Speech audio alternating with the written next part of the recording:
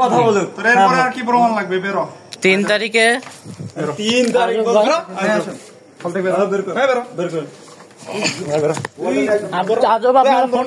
ইসলামী বিশ্ববিদ্যালয় আবাসিক হলের সিটে থাকাকে কেন্দ্র করে বিশ্ববিদ্যালয়ের দ্য ডেইলি ক্যাম্পাসের ইবি প্রতিনিধি ওয়াসিফ আল আবরারের ওপর হামলা চালিয়েছে শাখা ছাত্র শিবিরের নেতাকর্মী এবং বৈষম্য বিরোধী ছাত্র আন্দোলনের শাখা সমন্বয়কদের একটি অংশ। এ ঘটনায় আবরারকে রক্ষা করতে গিয়ে লাঞ্ছিত ও আহত হয়েছেন সমন্বয়কদের অপর অংশের সদস্য, 2 সাংবাদিক সহ বেশ কয়েকজন শিক্ষার্থী। বুধবার রাতে 11:30টার দিকে শাহ আজিজুর রহমান হলের 405 নম্বর কক্ষে এই হামলা চালানো হয়।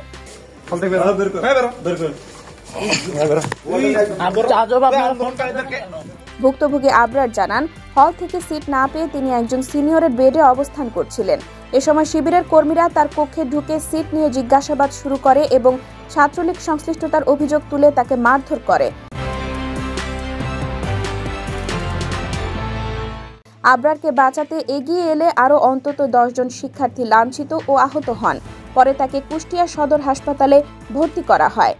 আমি আবরারকে নিয়ে যখন প্রশ্ন তোলা হয় তখনই আমি আবরারের সব ডকুমেন্টস চেক করছি। ও ডেইলি ক্যাম্পাসের প্রতিনিধি, আন্দোলনের সময় ও আন্দোলনের পক্ষে কি কি নিউজ করছে সব আমি চেক করছি। আবরার জুলাই আন্দোলনের সম্পূর্ণভাবে আন্দোলনের সঙ্গে সম্পৃক্ত ছিল। বিশ্ববিদ্যালয় প্রশাসন জানিয়েছে, ঘটনার তদন্তে কমিটি গঠন করা হয়েছে। অভিযুক্তদের বিরুদ্ধে ব্যবস্থা নেওয়া হবে বলে আশ্বাস দিয়েছেন ট্রেজারার এবং প্রক্টর। অন্যদিকে ছাত্র শিবির ও বৈষম্য বিরোধী আন্দোলনের একাংশ দাবি করেছে, বিষয়টি নিয়ে নিরপেক্ষ তদন্ত প্রয়োজন। এই ক্যাম্পাসে হবে না সন্ত্রাসীদের ঠিকানা, সন্ত্রাসীদের ঠিকানা এই ক্যাম্পাসে হবে না।